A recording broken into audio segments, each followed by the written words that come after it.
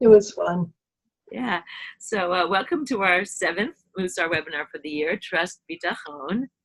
Um, I'm going to start with the agenda, and I want to do this though. Don, I want you to tell about what you just said about your last Oh, meeting, sure.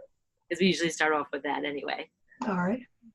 Our temple, which now has 180 members, which is member families, which is quite interesting for Greenville, South Carolina. Um, Charleston, South Carolina has a very dynamic, very old established Jewish community, which is where my daughter-in-law was born and raised. But Greenville, when we moved here 25 years ago, there were maybe 35 families, 45 families.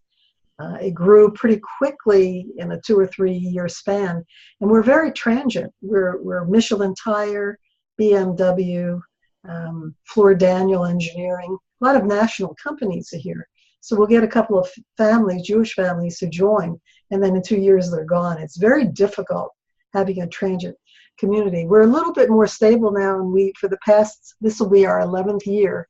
We're celebrating Shalom Fest, which is our largest fundraiser of the year. And it is a Jewish festival, really open to the entire community. And we usually get between 3,000 and 3,500 people who come. And it's from 10:30 to 4:30 on Sunday, April 7th, if anybody's in Greenville. And we do a lot of educational work. We do a lot of community-wide. I sing in an interfaith choir. So we have an interfaith choir, the temple choir sings. We have 2 Holocaust museums. We have a number of Holocaust survivors still here who come and talk. We have a Torah room. A lot of people have artifacts from their grandparents that we bring and show. And it's, of course, a foodie fest. So it'll be a lot of fun with pastrami and corned beef and latkes and all sorts of stuff. My husband will be outside cooking latkes all day.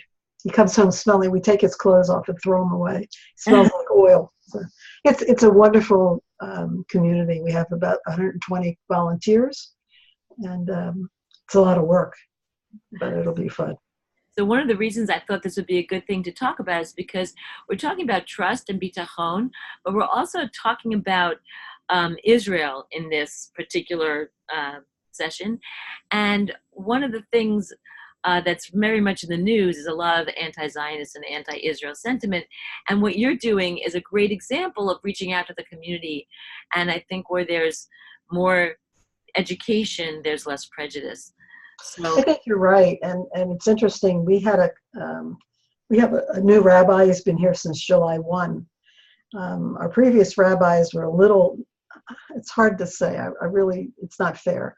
They weren't involved in the Zionist movement. Where our new young rabbi, 35-year-old, is very much into Zionism, and where our past rabbis haven't been willing to talk about Israel in the pulpit, this young man is amazing talking about it. And I find that very comforting. I was really put off by a rabbi who had been here for 28 years who refused to discuss Israel at all. Having gone a couple of times, and I'm not sure I'm 100% Zionist, but I certainly love the country and I love the people. I have a lot of family who live there. And it's a wonderful way of opening up to the community.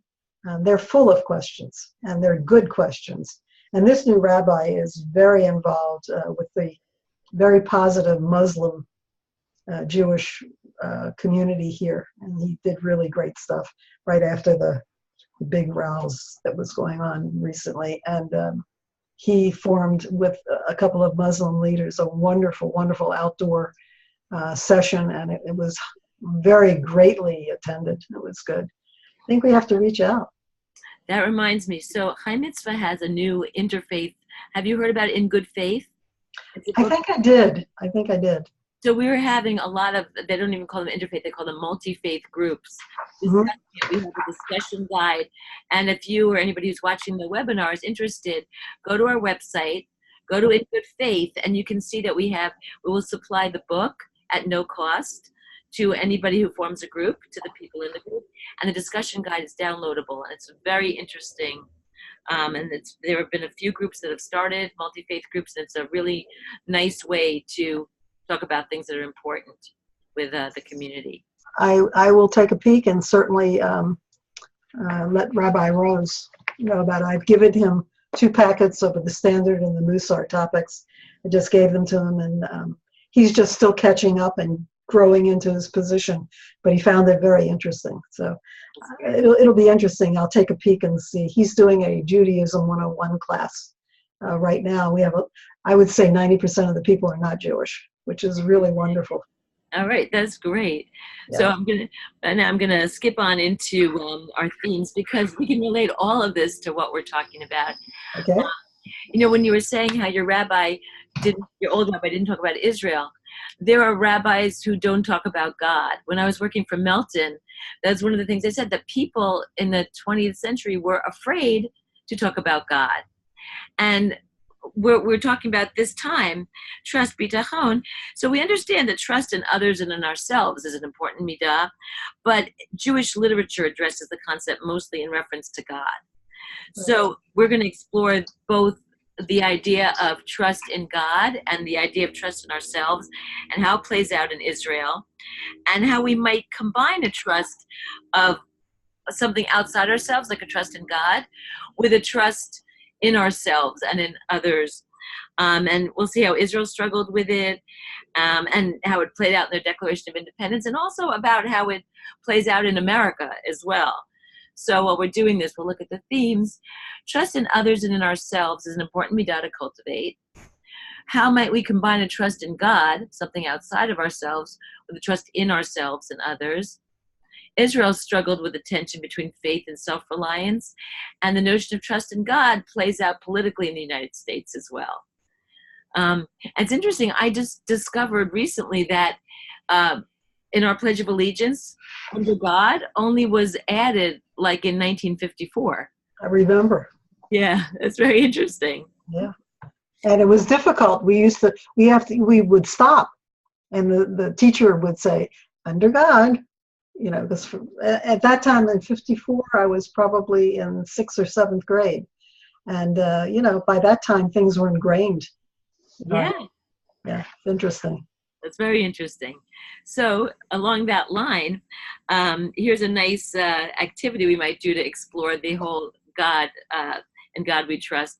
So you see there's a reference to God on our money, which we know. And in your group, you can find the reference to God in our money. We have it on papers, we have it in coins, and ask your participants to divide into 3 groups. One group that can adamantly confirm in God we trust. One group that adamantly says, no, in God we trust doesn't work for me. And then a middle group that can affirm or not confirm it. They just can think about it. And then have them talk to each other. How would they define trust? How would they define God? And then have a volunteer from each group share with the others their case for or against trusting in God, and how the group has defined these words. And then when you're all back together as a group, talk about, is trusting in oneself or in others a rejection of a trust in God, or can you have both at the same time? It's an interesting way to start off. Mm-hmm. When I did this with one of the Chai Mitzvah teen educators, one of the rabbis pointed out that there's another word for trust in Hebrew, and that's emunah. And we discussed the difference between bitachon and emunah. Bitachon is like a surety, like a guarantee. Emunah is more of a faith-based trust. So later in the webinar, we'll focus more on the meanings of bitachon in modern Israel. And I think it's useful when thinking about our own trust, both in God and in other people, that there's a spectrum in kinds of trust. And I guess bitachon and emunah, if they were on a spectrum, I think you would find that emunah is a very faith-based, and bitachon is more of the rational-based trust. So, okay, so let's look at the first text. It's from the Zohar, which you might know is the chief text of the Kabbalah. Mm-hmm. So, not upon mortals do I put my trust, nor in any angel do I rely. Only in the God of heaven do I trust. You are the God of truth, whose Torah is truth, whose prophets are true, who acts generally with kindness and truth. In God do I put my trust. To God's holy, precious being do I utter praise. So before you begin the discussion, you might want to listen to this song. I'm going to add a link to it, even though I think it's also in the materials.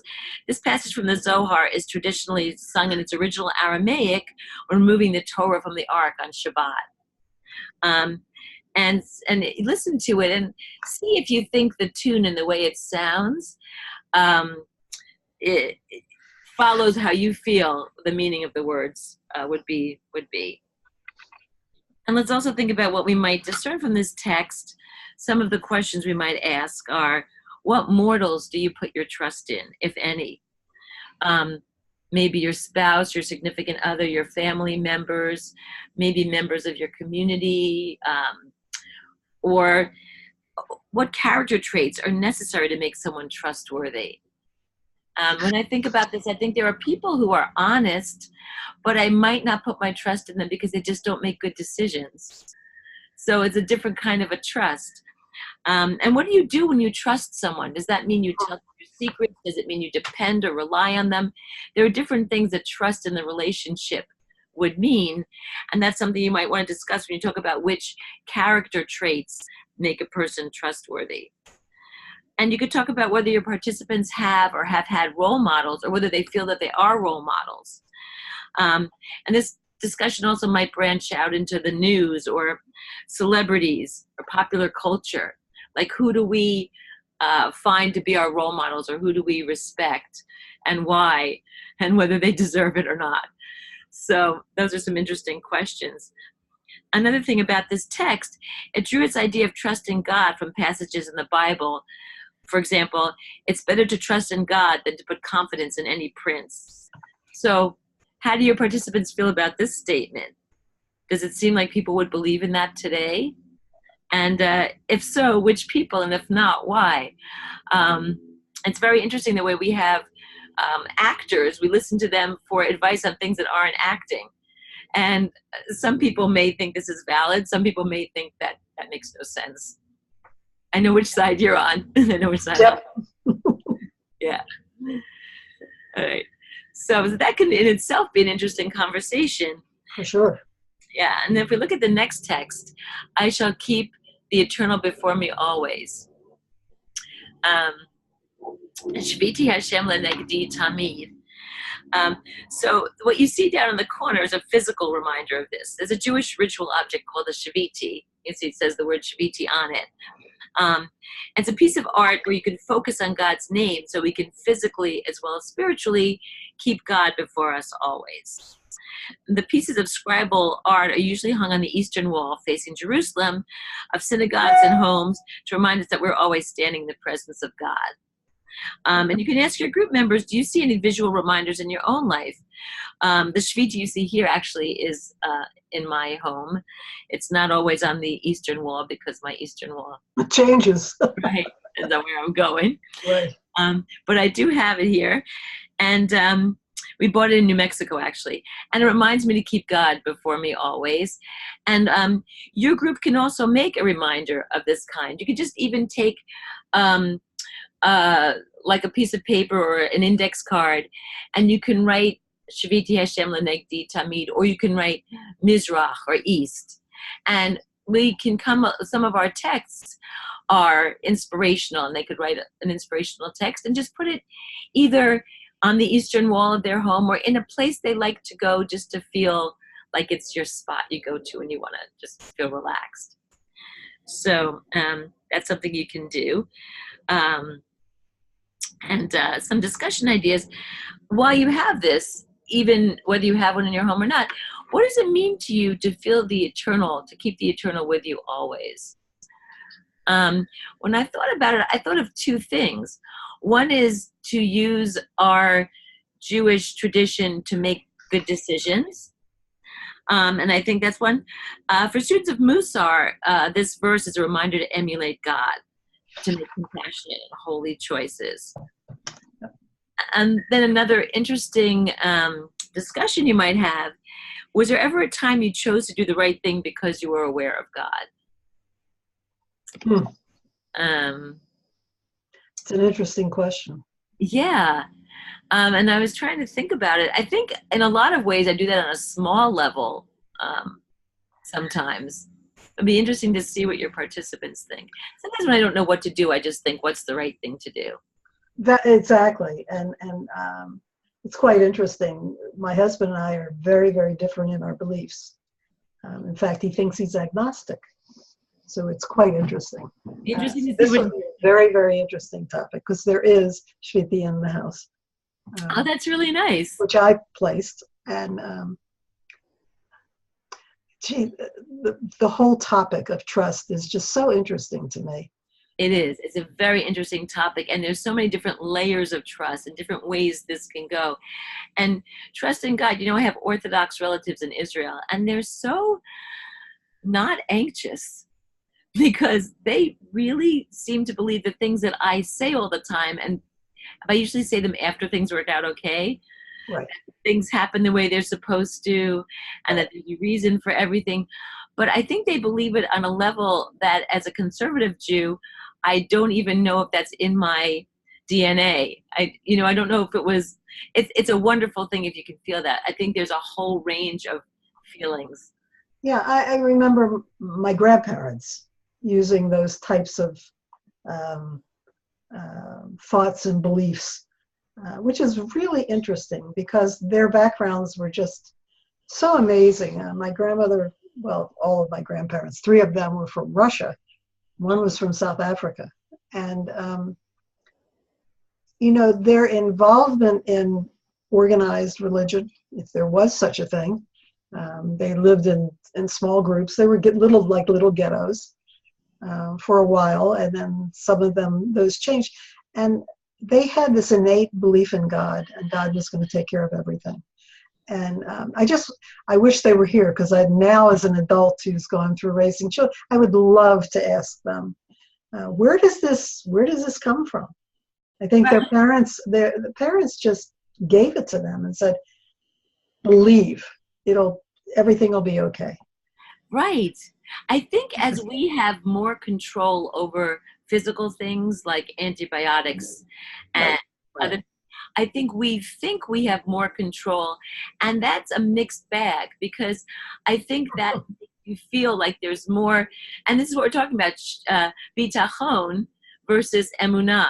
Right. And I think the more control we have, the more we feel that we can't just trust in something outside of ourselves, but it is necessary for us to do stuff to make things happen. And that actually is perfect for leading us to the third text, because this is from the Declaration of Independence of Israel. And you see in it the words Rock of Israel. So think about what they might mean in the history of the state of Israel. This is from the Declaration of Independence. Taking our trust in the Rock of Israel, we set our hand to this declaration at this session of the Provisional Council of State on the soil of the homeland in the city of Tel Aviv on this Sabbath Eve, the 5th of Iyar, 5708, the 14th day of May, 1948. Okay, so the historical background to this text is going to help us understand the evolution of the idea of trust from a purely religious notion about God to a notion of self-reliance. That's part of the Israeli ethos. Jewish religious leaders wanted the declaration to clearly refer to God, but secular leaders preferred a separation of church and state. So Rock of Israel was the compromise. David Ben-Gurion, who of course later became the first prime minister of Israel, said that for him, the phrase Rock of Israel meant either the Bible or the Israeli army. So this push-pull between the secular and the religious leaders in Israel continues, as you know, to this day. And it's up to you whether to branch out into this discussion. I think it's very interesting. For me, I think it is a modern Jewish dilemma. You know the old joke about two rowboats and a helicopter? No. Okay, so someone's in a big flood, and he climbs the roof of his house, and he's praying to God to save him. And a guy comes by in a rowboat and says, climb in, I'll save you. And the guy says, no, God's going to save me. Another guy comes in a rowboat. He says, come in, I'll save you. The guy says, no, God's going to save me. The water gets a little higher. He climbs higher on his roof. a helicopter comes and says, here, I'm going to drop you down an anchor. I'll save you. And he says, no, God's going to save me. The water comes up, the man drowns. He gets to heaven and he says to God, why didn't you save me? And God says, I sent 2 rowboats and a helicopter. I love it. That's pretty much the fight between faith in ourselves or faith in God, and where it comes in. And that's what was playing out in Israel. And so, we might define God also, this is a good thing for your participants, by the names of God we use. Like here, they use Rock of Israel, but as you notice, there's not a capital R in Rock of Israel. Correct. Right? Some other names, Source of Life, Mystery, Teacher of Torah. Those could be ambiguous enough that agnostics might use them. Mm-hmm. So that's something else that might be interesting when your group is kind of thinking about where they fit in the spectrum between emunah, bitachon, and agnostic. See what names they find like work, and see what they think about placing our trust in the Rock of Israel. What does it mean to them, and what would it mean if the R was capitalized? Would that make a difference? Interesting. Yeah. I got 2 people in my group who will love that discussion. That's great. It's a really interesting discussion, and I think it's very modern. Yeah. I don't think this would have been 150 years ago, the same discussion. Right. I agree. Yeah. And we have family who have made Aliyah. Actually, it's my daughter-in-law's brother and his wife and 6 children. Wow. Well, about 7 years ago. And they're very, very Orthodox. Crazy, in my view. They're very happy. And I'm happy for them.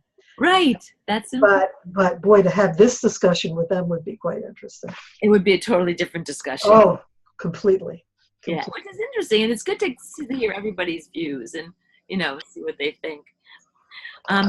So here I'm going to point out also that Israel is not the only country with this complicated connection to God. The United States Declaration of Independence refers specifically to God, unlike Israel. It says, to assume among the powers of the earth the separate and equal station to which the laws of nature and of nature's God entitle them. And as we were just talking about how maybe time makes a difference, our Declaration of Independence was written many years before Israel's. And if you have time, you can discuss the similarity and differences between the reference to God in the U.S. Declaration of Independence and the reference to the Rock of Israel in the Israeli Declaration of Independence. And there are other similarities as well. I can send you links to our Declaration of Independence and the Israeli one. That'd be great. Yeah. I appreciate that. Yeah, I'll do that. And then you could also talk about, what does placing our trust in the Rock of Israel mean to you? Would you have a different response, as I was saying, if the word rock was capitalized? And being able to understand this phrase either in secular terms or as a reference to God was exactly what what the Israeli chalutzim, the people who started and wrote the declaration, intended.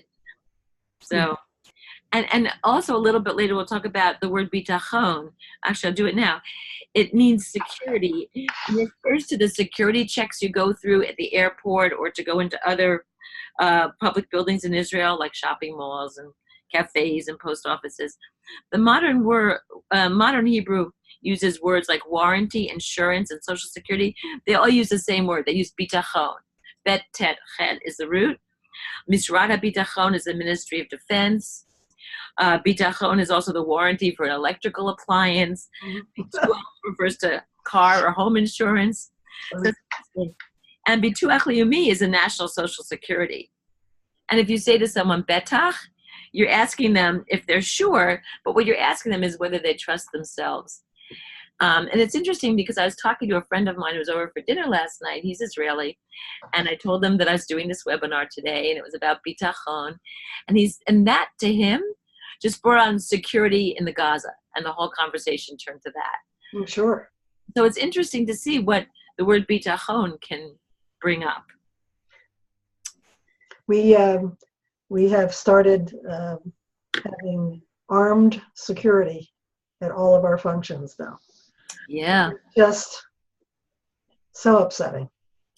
It is. And I think it shows a shift that's coming up. There's an article in the Jerusalem Post last week about students in Oakland, in San Francisco State University. It's very left there. And they were having problems with anti-Semitism. And they, as part of the settlement, the head of San Francisco State University had to say that we acknowledge that for Jewish students, for many Jewish students, Zionism in Israel is part of their identity. So it's very interesting that this happened in this time. Yeah, I have a son who lives in Oakland. I'm very aware. That's and, being on the Berkeley campus is an eye-opener in itself. So. Oh yeah, completely. Oh, amazing. And it's not just there. No, of course not. Campuses vote for BDS. Yes. It's very frightening. Anyway, so it's important for us to keep this, active in our minds. The next text is interesting. It's about trust from a different. I love it. Yeah. So it's from Menachem Mendel Morgenstern of Kotsk, who was known as the Kotzker Rebbe. He lived from 1787 to 1859, and he was a Hasidic rabbi. He's talking about our thoughts on trusting our companions, which we touched on a little bit before, and how much we should share both in spoken and in written form.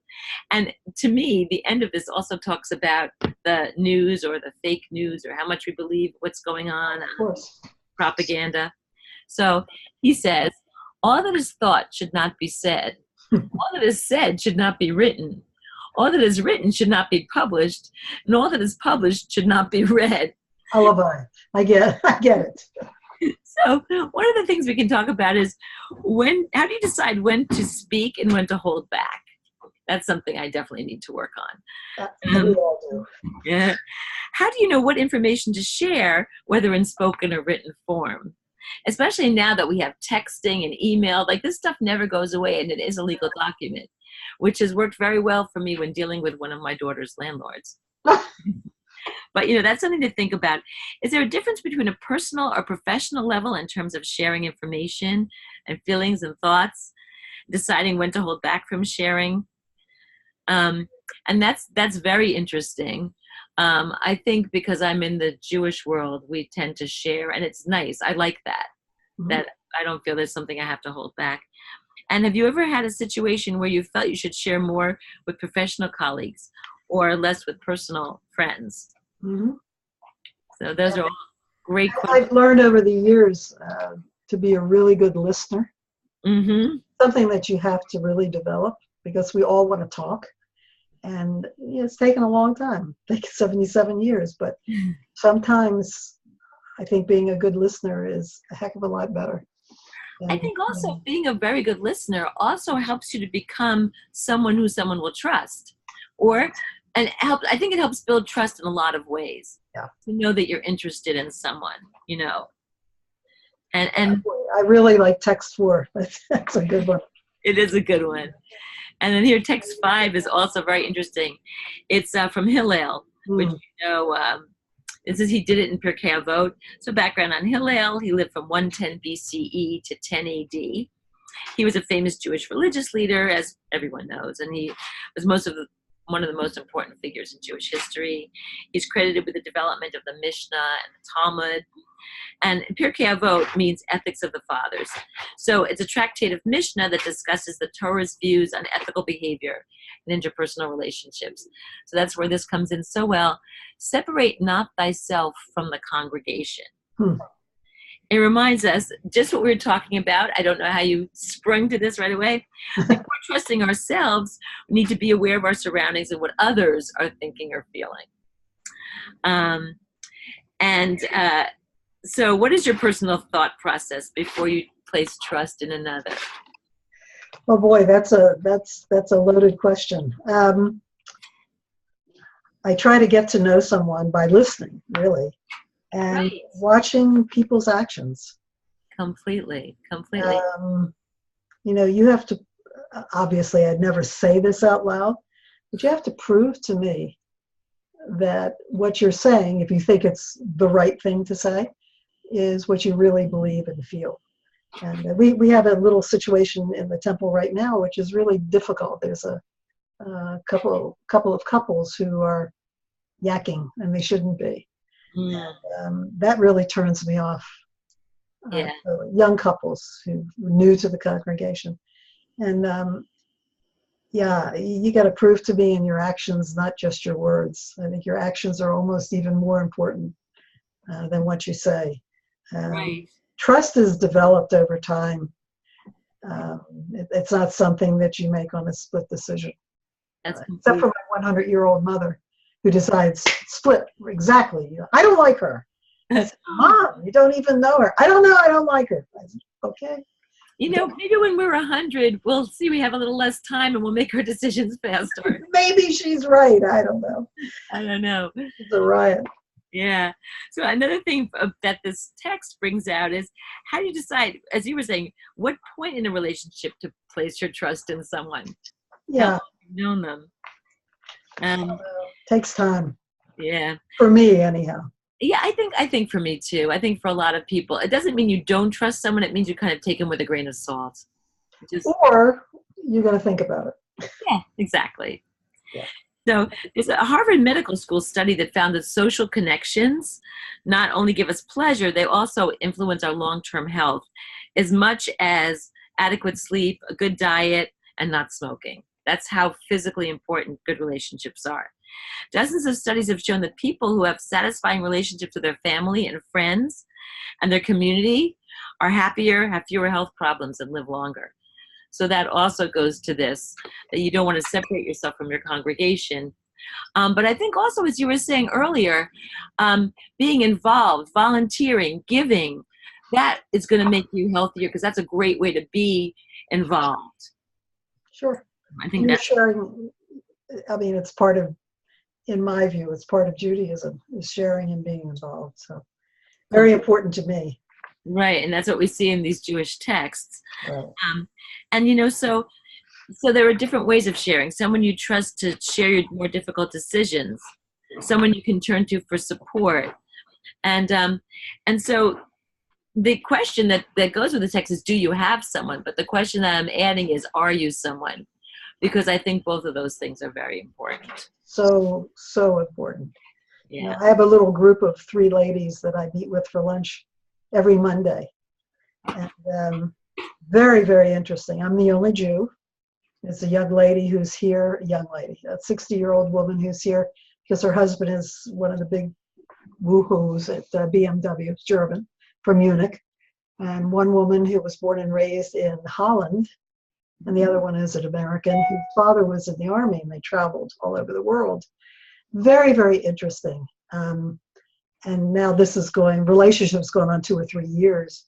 And three of them I trust and one I don't. It's interesting. You learn. Yeah. And because her words are hollow. She just talks to be talking. Oh no. And it's very, very interesting. By the way, this is interesting. The woman from Germany, after meeting her 2 or 3 weeks, she came to me privately, just the 2 of us, and she said, I want to apologize. I said, for what? She said, for the Holocaust. Oh. I said, you weren't even born during the Holocaust. And she said, as a German, I feel guilty. And I said, please, let's not go there. But really interesting. This is the next generation after the Holocaust. I've heard that a lot. And apparently they really teach their students how horrible it was. And they're all embarrassed that they were taken over by this individual. It's very, very interesting. We've had this discussion a number of times. And I said, please don't apologize to me. You didn't do it, but my people did, she said. I think it also shows you that what you teach your children influences so much what they're going to do. And I think that this is a lesson that could be had with our the whole problem of the terrorists who want to destroy Israel, because they teach their children exactly the opposite. They teach them hate. Teach them hate. If you teach your children love, I don't blame this German woman, but I love that she was taught this, because I think that'll be good for future generations. I think so too. And they have 3 grown kids and they have grandchildren now. So I think we're okay. Yeah, it's a good thing. In this family, anyhow. Right. Very interesting. So talking about trust, I trust her. 100%. Yeah, right. I really do. Yes, because she showed you Yeah. something. She showed me her heart, really. That's right. And that's a beautiful thing. You got it. Yeah. Yeah. Very interesting. Yeah. So here are some practices that can help us to grow this midah during the coming month. Consider placing a kavanah, an affirmation or an intention of your own choosing on the eastern wall of your home, like we were talking about, to remind you of God's presence. You already have one, and to orient your heart and mind towards Jerusalem. And think about what the passage or image would be. What does Jerusalem mean to you? I have to tell you as an aside that the name of my boat is Kavanah. I love it. And because a lot of people don't know what it means, I found a really nice definition, which is direction of the heart. So that's a good one. Yeah. Anyway, there are a lot of different inspirational quotes you can put on this. And one of them, if you want to talk about what Jerusalem means to you, that's if I forget you, Jerusalem, let my right hand, I don't know what the English for it is. Right. So that's a good thing. And aside from the Shaviti, as we're talking about, there's a Mizrach, which means east, and that could be placed on the eastern wall of the home as well. It doesn't have to be as meditative as a Shaviti. It can be just more like the word, but just a simple reminder of which direction is east for prayer purposes. And these are often beautiful pieces of art as well. It's nice to have certain phrases that you carry around with you, like the phrase, God is with me, I shall not fear, or I shall keep the eternal before me always, just to keep it in your mind for the days ahead. Some other interesting practices. We know the issue of security is a big one in Israel, as it is elsewhere around the world. And so even if you haven't been threatened physically, what are some frightening situations that you've lived through? I'm sure we all have them. Walking through the market in Jerusalem and a bomb went off, or a fire. Whoa. Yeah, it was scary as the devil. We had our 2 little kids with us at that time in 1978. Wow. And someone yelled, "Get down!" What's going on? Then we were, wow. That was probably the scariest thing I've ever been through. Being in a foreign country, our family is all here. We're over there. It was quite an interesting situation. That is frightening. And it also can help us have some understanding for people who are in these situations frequently. Yeah. And so anyway, the last line of the well-known Shabbat hymn, Adon Olam, is God is with me, I shall not fear. And a phrase like this is sometimes helpful when you remember those or when you're in a fearful situation. I know I was just in LA visiting my daughter, and there's so many homeless there. Oh. And some of them can be very frightening too. I feel bad. I feel like they could have mental issues and that we should be doing something for them. But meanwhile, if you're walking past them in the evening, it can be a scary thing. Yeah. Same thing in Oakland. Yeah, I'm sure, because the weather there is good. We don't have that in New York as much because they freeze. Right. Yeah. Anyway, the phrase "In God We Trust" is found on every coin and paper bill. Set an intention to think about what this means to you every time you open your wallet and pay with cash, which many of us never do anymore, but it is an interesting. So in plastic, we would. That's right. They should put it on our cards, right? Yeah. So our theme isn't only about a tension between trust in God versus trust in ourselves or others. It's also about the relationship of our own efforts within a context of trust or confidence in something larger than ourselves. So ego is involved when we think we can control our outcomes or that everything depends on us. We were talking about this before. Journal on the following questions. How can I let go, surrender, and trust that not everything depends on me? How can I let a sense of trust renew me when I feel depleted? I think these are very challenging practices for 21st century Jewish people. I think they're very valid to do. Yep, for sure. Yeah. And these are kind of fun practices. If you're willing to test your sense of trust in another and your own trustworthiness, try a blindfold trust in a friend. Since you're having your knee done in May, maybe you don't want to, but directions can be found at this link here. I've done this. Yeah, have you? Yes. It's fun, right? But it is fun, but boy, the person that you choose as your partner was my husband, who I trust completely. Yeah.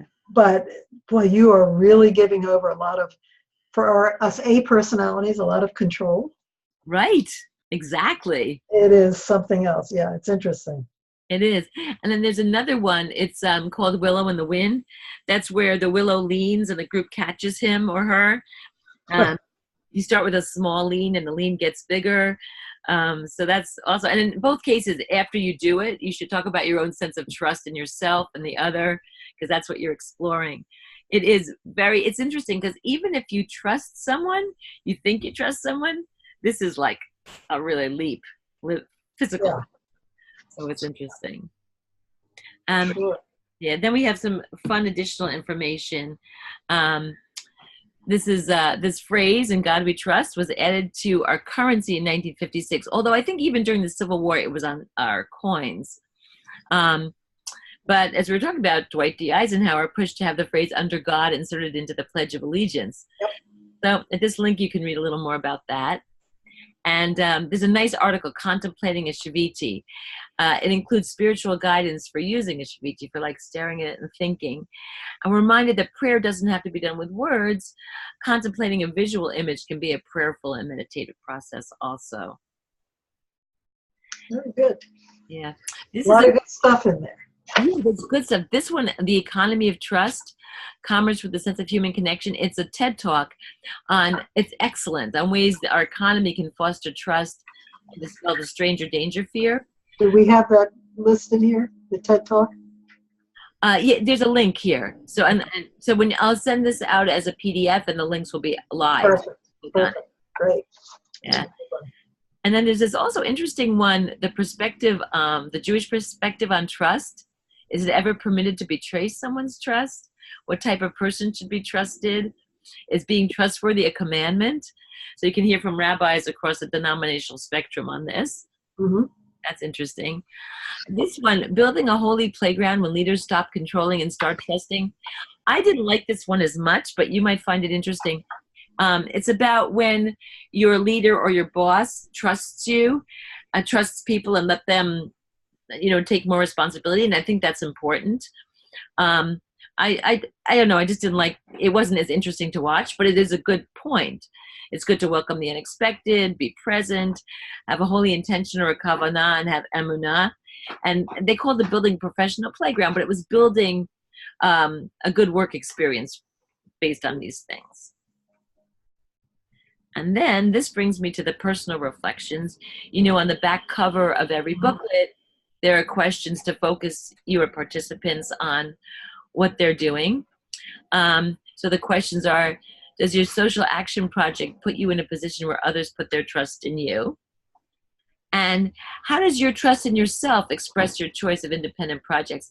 Mm-hmm. And one of the things that's very important, I think, is how much you trust yourself. I think that whole attitude is very important if you're going to be successful in anything. Both your career and your personal life, you really need to trust yourself. And that is the conclusion of our webinar.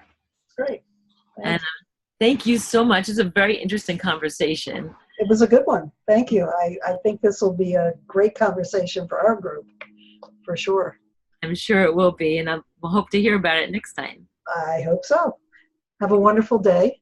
Thanks, you too. Thanks so much. Great. Okay. Don't forget to include me in when you send the links out. Absolutely. No question. All right. Have a good one. Thanks. You too. Bye-bye. Bye.